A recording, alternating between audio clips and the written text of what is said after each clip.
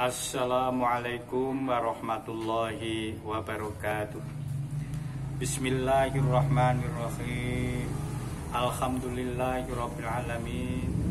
Assalatu wassalamu ala asyrofil anbiya'i wal mursalin wa ala alihi wa ashabihi ajma'in. Qala Allah ta'ala fil Qur'anil Karim, kullu nafsin bima kasabat rahinah illa ashabal yamin fi jannati yatasaalu.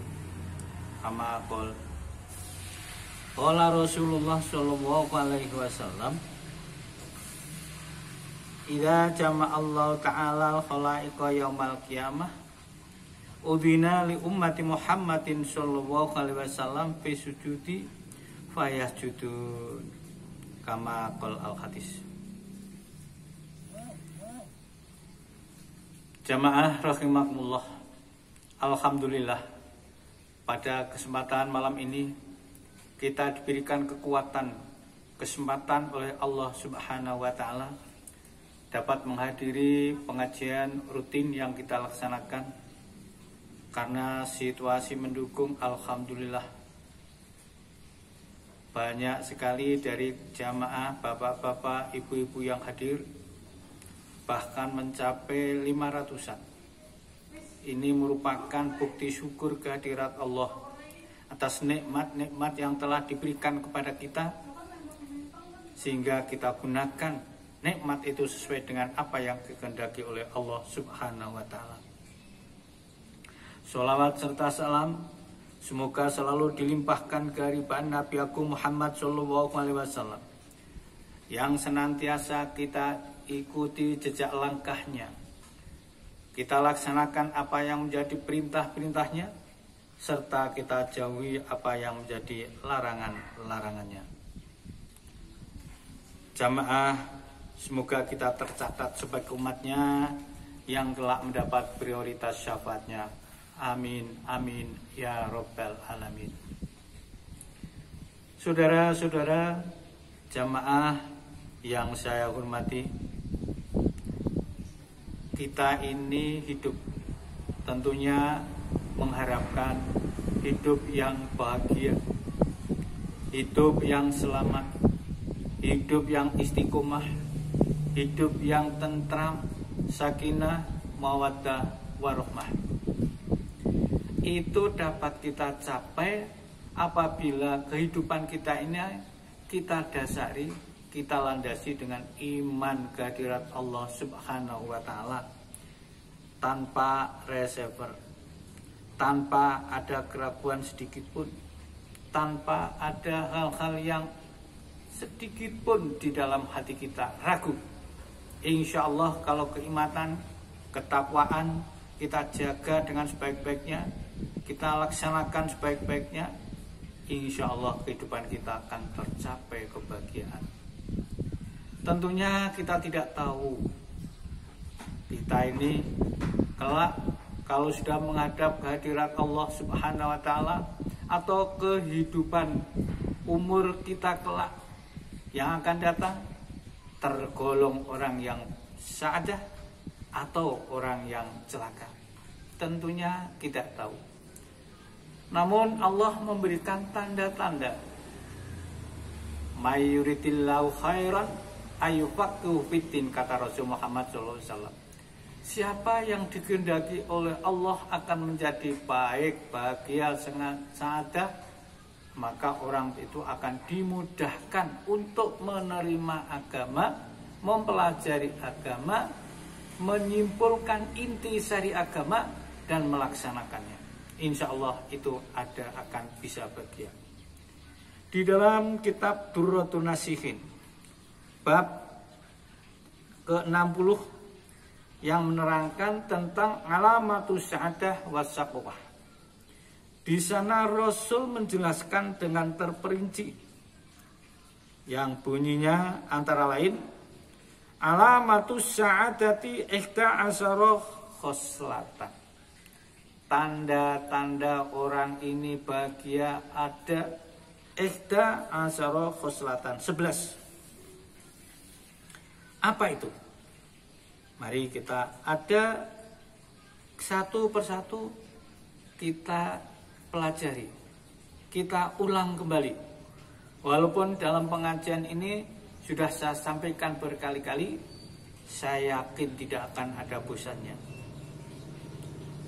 Jamaah rahimakumullah, 11 macam itu ahaduha ayyakuna zaidan fid dunya wa rahiban fil akhirah.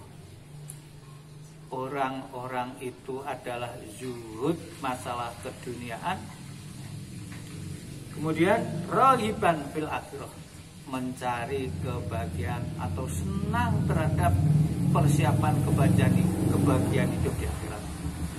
Al-Quran pun telah menyenangkan, wasari'u ila magfiratim mir rabbikum wa jannatin arduha samawati wal ard.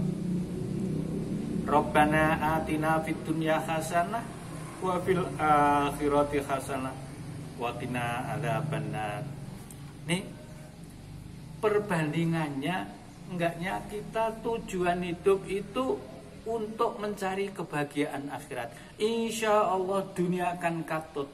Kalau orang itu iman dan takwa kepada Allah, tujuan hidupnya untuk Allah, tujuan hidupnya untuk mencari kebahagiaan, sadar bahwa hidup yang hakiki itu adalah telah hidup di akhirat, insya Allah hidupnya akan tercapai bahagia dunia maupun akhirat.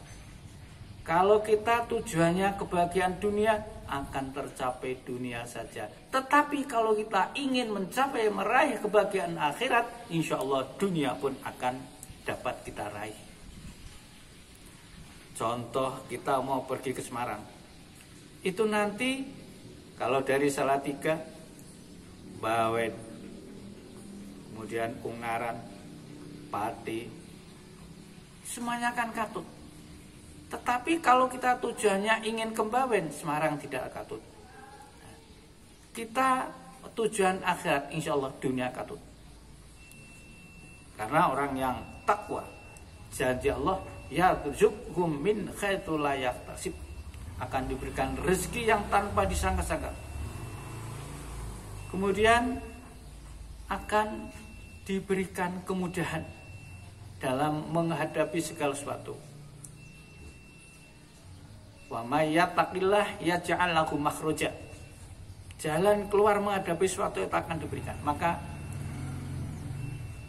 zuhud dunia, senang mempersiapkan kehidupan di akhirat.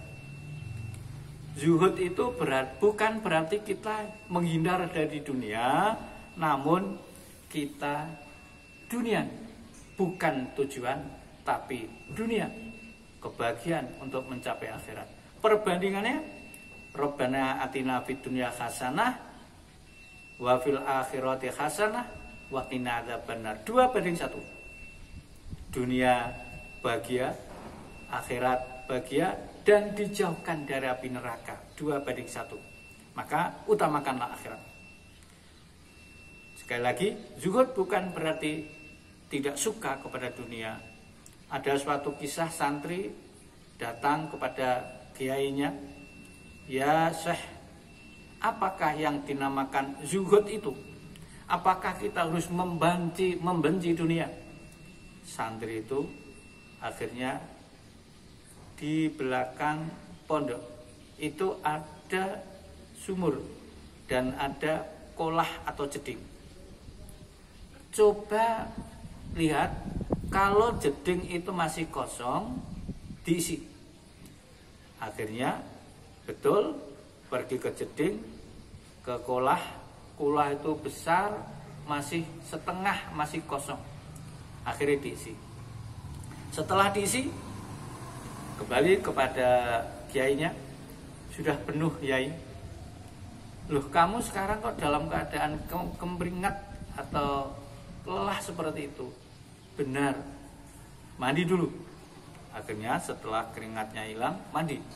Setelah mandi selesai, sudah memakai pakaian, datang kepada kiai lagi. Sudah yai, sudah segar sekarang. Ditanya oleh kiai, tadi kamu isi penuh? Iya yai. Kemudian kamu mandi, kamu habiskan? Tidak yai, saya hanya menggunakan seperlunya. Itulah yang dinamakan zuhud, menggunakan sesuatu apa yang diperlukan.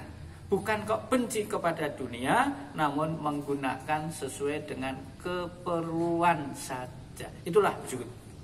Ini yang pertama. Kemudian yang kedua, katakan wasaniyatu ain takuna himmatu fil ibadah wa tilawatil Quran. Hidupnya itu tujuannya semuanya digunakan untuk ibadah kepada Allah dan mendekatkan diri kepada Allah dengan membaca Al-Quran. Bagaimana berkali-kali saya sampaikan, ibadah itu ada ibadah mahdhah, ada ibadah am. Kalau ibadah mahdhah seperti sholat, puasa, zakat yang telah kita laksanakan bersama, mahdhah itu adalah segala sesuatu perbuatan yang dilaksanakan dalam rangka untuk melaksanakan perintah Allah. Makan, minum, apakah itu termasuk ibadah? Apakah ada perintah dari Allah? Al-Quran menjelaskan, kulu wasrobu wala tusrifu, makanlah dan minumlah tetapi jangan berlebihan. Nah ini gunakan, kita makan dalam rangka untuk melaksanakan perintah Allah, ibadah. Kerja mungkin di sawah, mungkin di kantor, mungkin di toko, mungkin di tempat-tempat yang lain. Ini merupakan perintah Allah sebagaimana firman-Nya, i'malu ala makanatikum fa inni amilun. Kerjalah kalian di tempatmu masing-masing, karena sesungguhnya aku adalah pekerja. Ibadah. Dalam hadis banyak, sampai-sampai Rasul menyampaikan, perempuan yang sudah punya istri itu asalkan sudah sholat 5 waktu, puasa Ramadan dengan baik, taat kepada suaminya, surga tempatnya. Sedangkan yang ketiga, wasalisatu ayyakuna qalilul qawli fima la yahtaju bih.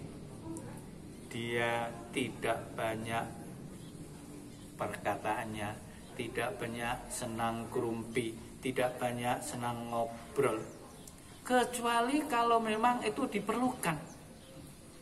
Karena pada hakikatnya orang yang banyak bicara tentunya banyak kesalahan. Orang yang banyak berbicara banyak terjerumus dalam kenistaan. Maka Rasul menyampaikan, mangkana yu'minu billahi wal yaumil akhir falyakul khairan aw liyasmut. Siapa yang beriman kepada Allah dan yang akhir, maka berkatalah dengan baik. Kalau memang tidak bisa berkata baik, aw liyasmut, jagalah dirimu, jagalah lisan, lebih baik diam. Nih yang selanjutnya, nomor 4, ayyakuna muhafidun ala sholawatil khamsi. Dia adalah menjaga sholat 5 waktu dengan sebaik-baiknya. Karena kalau orang sudah bisa melaksanakan menjaga sholat dengan baik, inna sholata tanha 'anil fahsya'i wal munkar. Sholat itu bisa mencegah perbuatan keji dan mungkar. Maka mas kawin surga adalah sholat. Sholat laksanakan dengan baik, usahakan dengan sebaik-baiknya, usahakan dengan khusyuk. Insya Allah sholat akan membawa kita ke arah surga, baik surga dunia maupun surga di akhirat. Masalah khusyuk insya Allah pada kesempatan lain kita bahas tersendiri. Jamaah rahimakumullah. Yang kelima adalah ayyakuna waro'an fima qalla au katsura minal haram wa syubhat. Orang yang berhati-hati selalu menjaga apa yang dimakan, apa yang dilaksanakan, apa yang dikatakan dari perkataan atau perkara yang haram dan perkara yang syubhat. Menghindari perkara-perkara yang haram atau yang syubhat. Dijaga betul-betul. Itu tanda-tanda orang akan bahagia kelak baik di dunia maupun di akhirat. Sedangkan yang keenam, antakuna subhatu masolihin. Dia orang itu selalu bersahabat, bergaul, berteman dengan orang-orang yang soleh, putri orang yang sholihin, senang pengajian, senang mendengarkan ceramah, senang membaca Al-Quran, senang untuk beramal, senang untuk bersedekah, senang mengeluarkan zakat, dan lain sebagainya. Orang itu senang bergaul dengan itu. Karena teman itu adalah yang nanti akan berpengaruh kepada diri kita. Maka carilah teman-teman atau saudara-sahabat yang soleh. Yang ketujuh, ayyakuna mutawabi'an ghairu mutakabbir.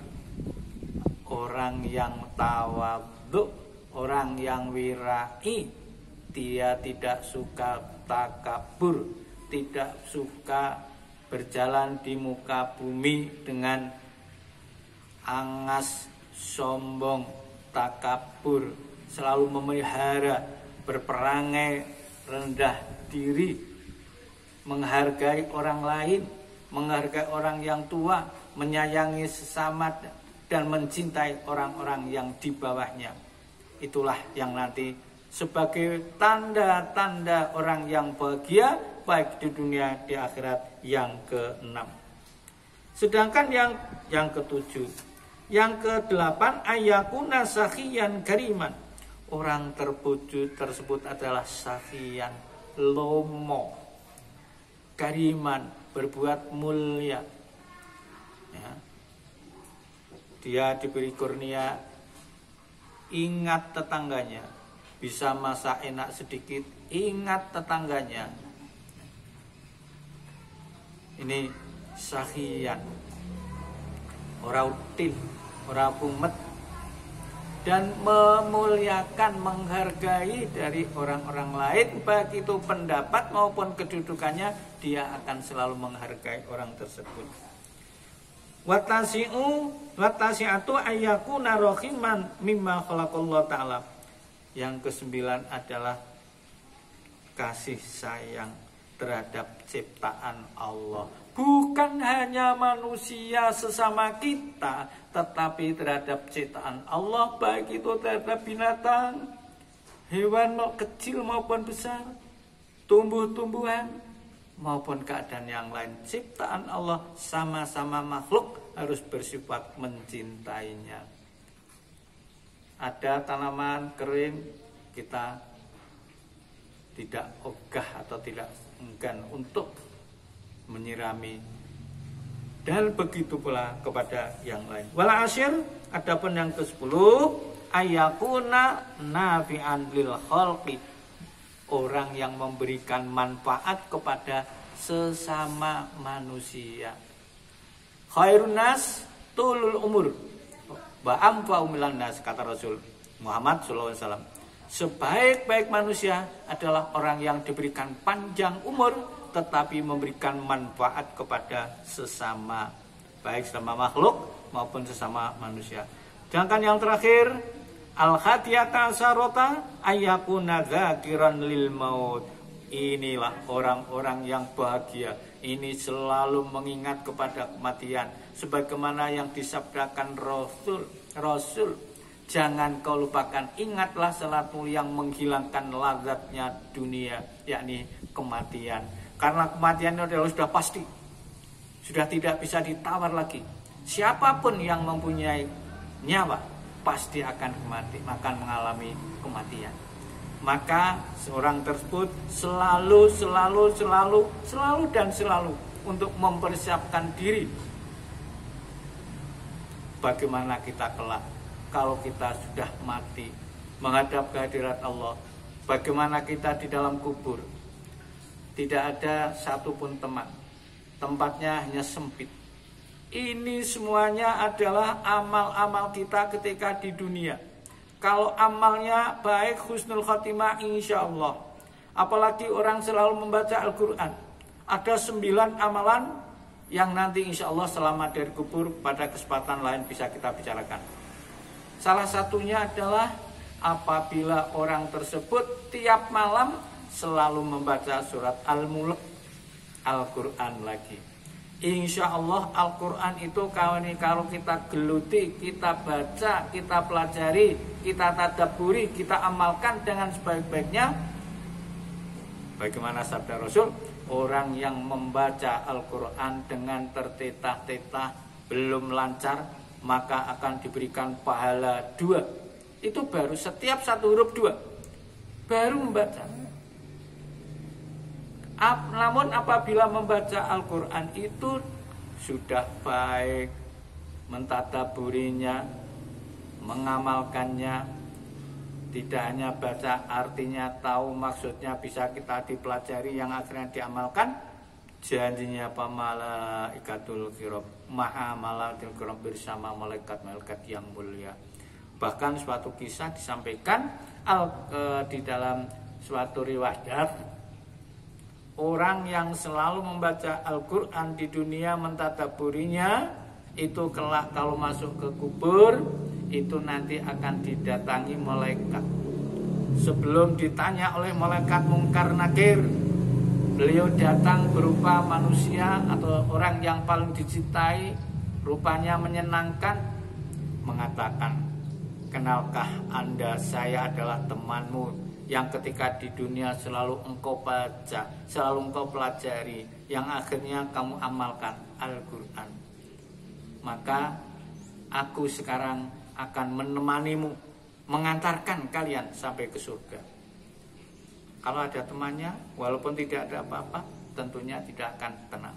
Datanglah malaikat Mungkar Nakir, ya akhi, pergilah sebentar, saya mendapat tugas untuk menanya kepada jenazah ini.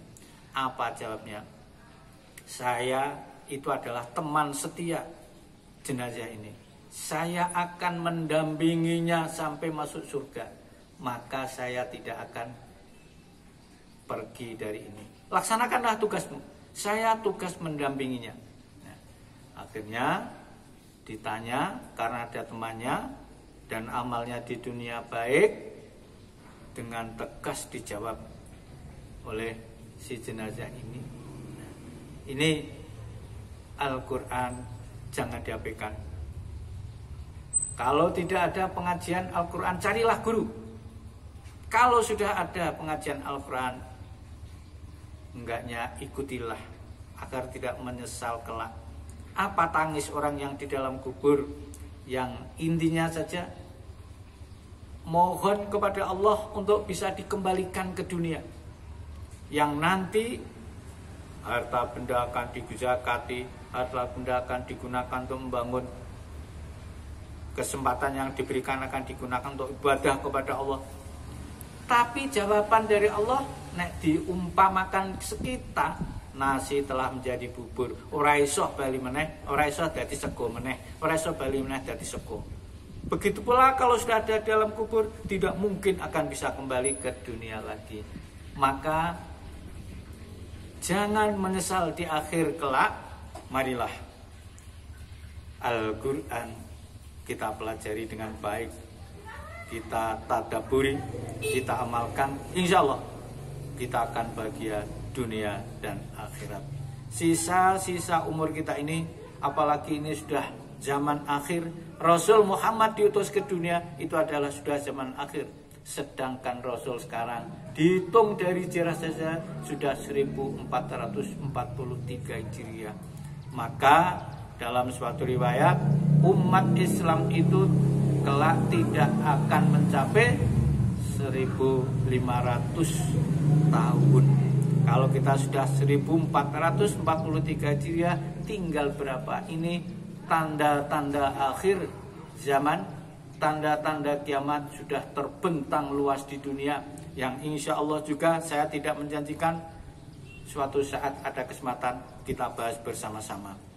Demikian beberapa hal tentang tanda-tanda orang yang akan beruntung baik di dunia maupun di akhirat. Ini kami mengambil dari kitab Durratun Nasihin halaman 252 sampai 254. Semoga bermanfaat bagi hidup kita, keluarga kita, jamaah kita, kaum muslimin muslimat yang menyimak, mendengarkan apa yang saya sampaikan ini. Kalau ada benarnya hanya dari Allah Subhanahu wa taala.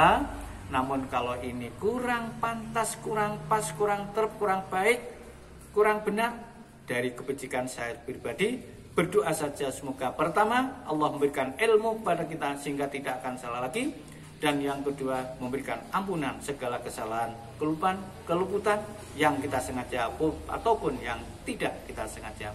Wallahu muwaffiq ila aqwamit thoriq. Wassalamualaikum warahmatullahi wabarakatuh.